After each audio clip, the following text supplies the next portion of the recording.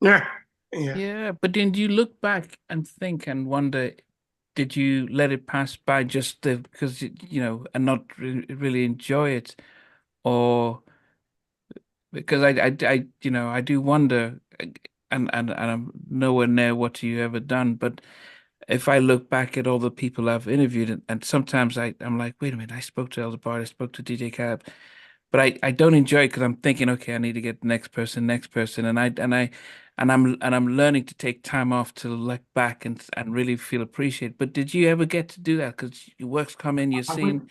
I wish I did. I didn't get a chance to smell the roses Mm, because I was too busy working, and I was a father.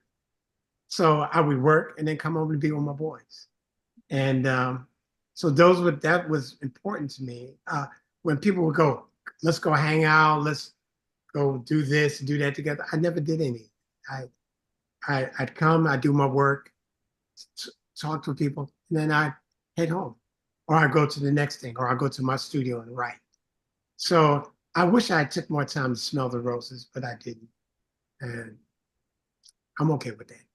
yeah. So we look at so I interviewed Shireen from the Good Girls. I remember, yeah. Okay, and so she talked about her and Ricky. Ricky was also they were signed to Motown, but they didn't come out. What was at that point? So what happened with yours truly that they didn't come out? No, not come out. They had an album out, but they didn't. The success wasn't there. What do you think affected their success? All the money and promotion went to Boys to Men. Everything went to Boys to Men. This Talk to was around Lockie about 91? Because talk to that Lockie. we came out at the same time. Oh, And I remember, um, I never forget, because I went on the road with yours truly to do the radio promotion because I needed Jonathan Clark, who was their manager, say, hey, I'm gonna send you out because I want you to learn that side of the business too, the radio side. mm, We'd go out with the Motown reps, and we was loving uh, a Boys and Men record. And the Motown reps would say to us, hey man, Boys and Men is listening to yours truly record. All they play is yours truly. I'm like, really? Because we're thinking nobody hears us. He said, mm. no, they're playing your record and they're listening to your songs. They're loving what you. They play it all the time, you know. Wow. And we just got caught up in all the money, all the promotion went into Boys to Men, and yours truly broke up. You know, Was it that Boys to Men sounded more younger and current, or probably, probably. sort of what Dallas was his type Yeah, of Dallas. the And drum they beat? make great records. Dallas was killing it, and they had Michael Bivins, so they had the BBD thing, all Yeah. that. So all of that hype together, and they made a great record. Yeah, but I would stand yours truly up against them, and we did a couple of things together, but yours truly handed them a hat because them Yeah, guys. because when you look at the album cover, they did look a lot more throwback, old Right. Motown, but Boys to Men look hip and young. They look Yeah. like prep school boys, and you're like, and it just felt like, oh, this is what we're listening to.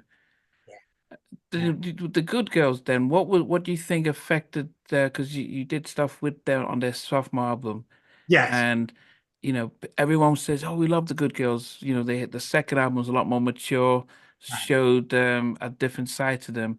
Right. But what do you think affected their sales then? If Um. Uh. Well, they started with the Catholic Yeah. school uniforms and all Yeah. this.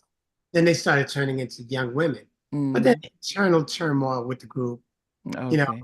So those kinds of things, kind of broke them apart, So But also, but I was wondering how Motown, because Jared was at Motown, and I guess the transition from the old school of the old label, well, they still had the Temptations and Diana Ross and Smoking Every on Stevie, um, but then they're also trying to steer the ship to how do we then accommodate some of the more, like look what look what Uptown are doing. Pretty in Pink. So they come out with Pretty in Pink. They come out with the Good Girls and yours truly. But and Boys to Men, and it's almost like, oh, that's sticking. Let's just put everything in there. Yeah. Yeah, it just, internal things with the group, internal things with management. So there's a lot of things that happen, that I'm not that privy to because I wasn't around it. And it caused them to, separate and go their separate ways. And sometimes you hear a number of people that be in this business, they just get tired of it. Yeah.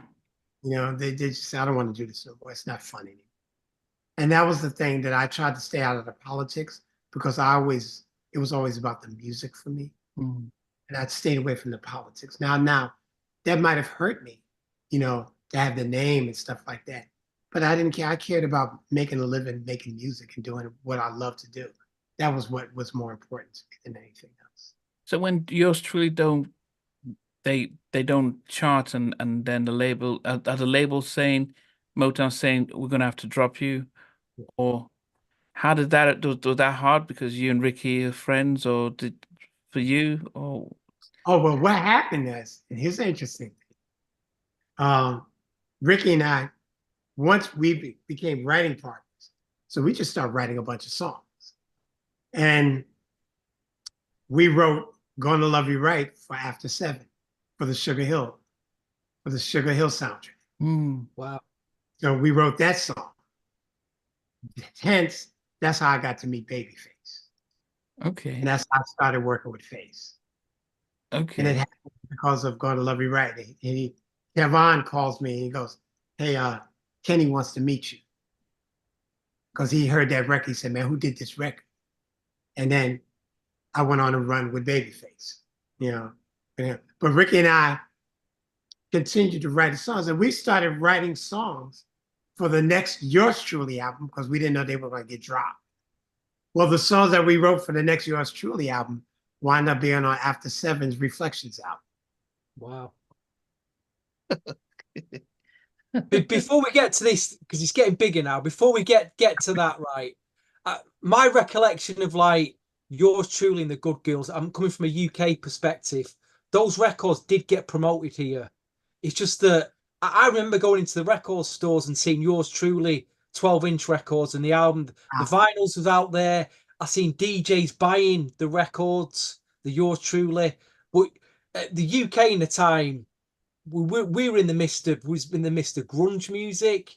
We had indie music that was massive, and we had rave and house. So all the black music departments here, the smart that were part of the majors, they were fighting against promoting black music. Really, at least the records got released though. Got an opportunity to get them. There's one other guy on Motown. I don't want to forget this guy. Tell me about this guy. Oh man, he is so gifted. That song, Do You Want to Go With Me? And I remember doing that track and he was blown away because I heard him sing and I was like, he needs an up-tempo. And so I went back to my studio, came over with it. He came over and we wrote that song. He is amazing. Really, really gifted. Tim Miner. Hey guys, thanks for watching. Thanks for being a part of Halftime Chat. Please remember to subscribe, share, and comment. But most importantly, why don't you become a member of Halftime Chat? We've got amazing videos, amazing perks, and being able to support the channel. But anyway, thanks for watching. Take care. I never participated in that category. And somewhere in between us, or even loving us, on which I didn't miss you with. What was it like growing up? She's still making an impact on 4 houses down. I have a couple of pieces. Trying to get this one and that one. That works for you, but just for me, No, okay. They don't understand what those boys are winning. Play it. these guys, they all work together. I mean, I love all different genres.